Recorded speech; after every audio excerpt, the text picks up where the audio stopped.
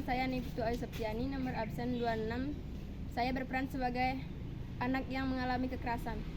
Halo teman-teman, perkenalkan nama saya Niko Mancika Tirtaningsih, absen 21, berperan sebagai ibu dari anak tersebut.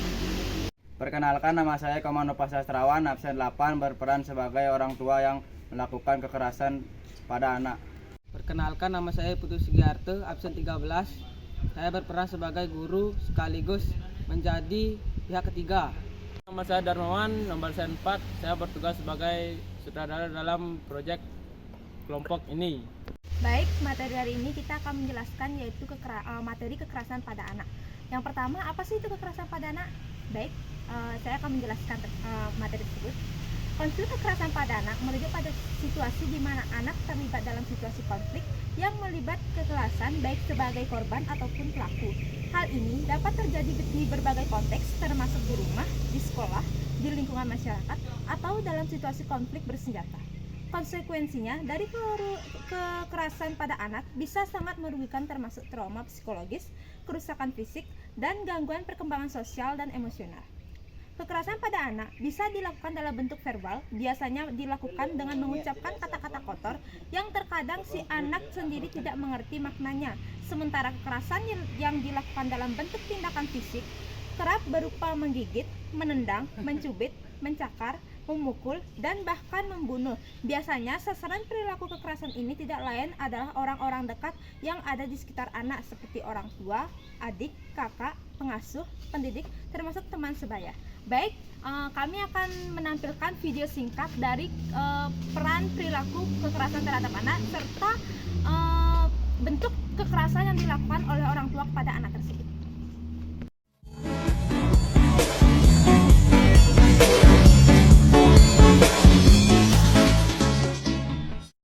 Tapi bohong.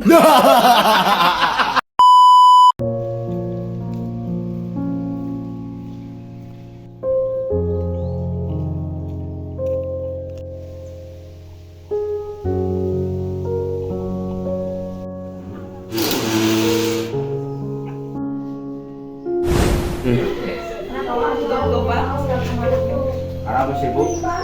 Sibuk apa? Aku juga sibuk tahu. Aku juga sibuk. Sibuk apa yang kamu punya? Kerjaan gak punya, malam keluar, pagi keluar, siang keluar, semua keluar. Lihat. You.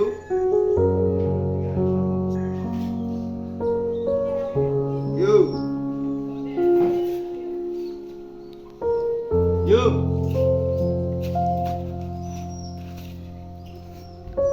You.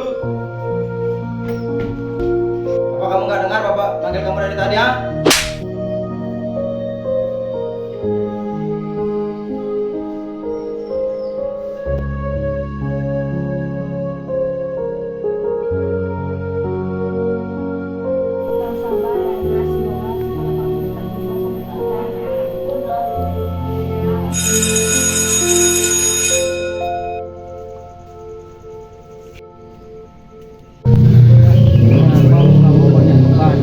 Siapa yang melakukan padamu?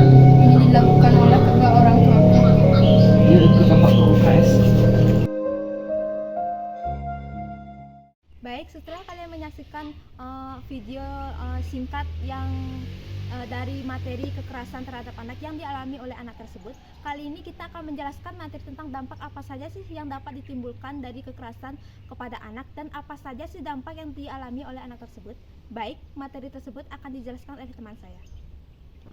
Dan perilaku tindakan kekerasan pada anak dapat berdampak secara psikologis maupun sosial. Beberapa dampak psikologis diantaranya yaitu 1. Kecenderungan untuk meningkatnya perilaku agresif baik dalam frekuensi maupun intensitas jika perilaku ini tidak ditangani secara efektif.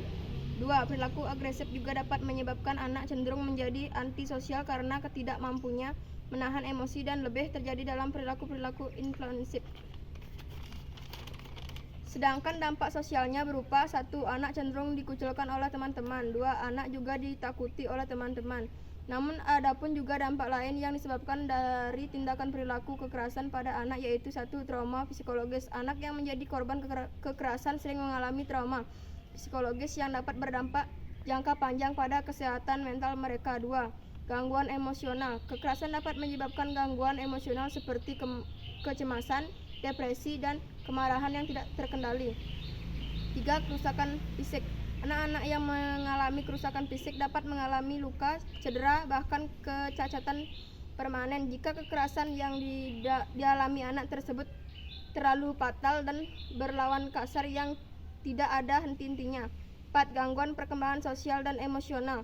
Kekerasan dapat mengganggu kemampuan anak untuk membangun hubungan yang sehat, mengelola emosi mereka sendiri, dan mengembangkan keterampilan sosial yang penting. 5. Penurunan kinerja akademik. Anak-anak yang mengalami kekerasan sering kesulitan berkonsentrasi di sekolah dan dapat mengalami penurunan kinerja akademik.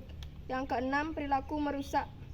Beberapa anak mungkin menginternalisasi atau meniru pola kekerasan yang sering mereka alami, yang dapat menyebabkan perilaku agresif atau destruktif di masa depan. Dampak-dampak ini dapat bersifat jangka pendek maupun jangka panjang dan seringkali memerlukan internasi untuk memulihkan dan menyembuhkan yang optimal. Baik teman-teman, setelah materi dampak yang dijelaskan oleh teman saya, di sini saya akan menjelaskan tujuan apa sih orang melakukan kekerasan pada anak dan upaya untuk menyelesaikan masalah tersebut. Tujuan orang melakukan kekerasan pada anak adalah karena kurangnya kontrol emosi sehingga banyak orang melepaskannya pada anak. Penting untuk diingat bahwa melakukan kekerasan pada anak merupakan pelanggaran serius terhadap hak asasi manusia dan tidak dapat dibenarkan dalam keadaan apapun. Upaya mengatasi kekerasan pada anak yaitu, adapun beberapa upaya yang dapat dilakukan untuk mengatasi atau menyelesaikan dari konflik kekerasan pada anak antara lain. Yang pertama, pencegahan. Upaya pencegahan yang efektif termasuk pendidikan yang mempromosikan pemahaman, empati, dan resolusi konflik yang damai sejak dini. Ini dapat dilakukan melalui program-program kampanye sosialisasi di masyarakat, pendidikan di sekolah, dan pelatihan untuk orang tua.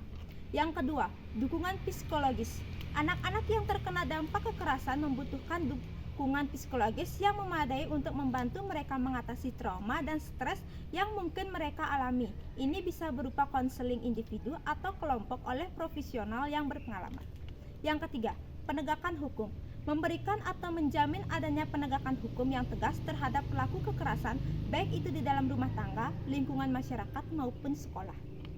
Yang keempat, pemberdayaan anak. Memberikan anak-anak pengetahuan dan keterampilan untuk melindungi diri mereka sendiri, seperti mengajarkan keterampilan resolusi konflik yang positif dan memperkuat rasa percaya diri. Yang kelima, pendidikan orang tua. Mengedukasi orang tua tentang pentingnya pendekatan yang positif dalam mendidik anak, serta cara-cara untuk mengelola konflik dalam keluarga dengan cara yang sehat dan konstruktif. Yang keenam, pembentukan lingkungan yang aman. Menciptakan lingkungan yang aman dan mendukung bagi anak-anak di rumah, di sekolah, dan di masyarakat adalah kunci dalam mengatasi konflik kekerasan pada anak. Ini bisa meliputi peningkatan kemampuan fisik, penyediaan layanan dukungan, dan pengembangan kebijakan yang mendukung perlindungan anak. Yang ketujuh, pendidikan dan kesadaran masyarakat.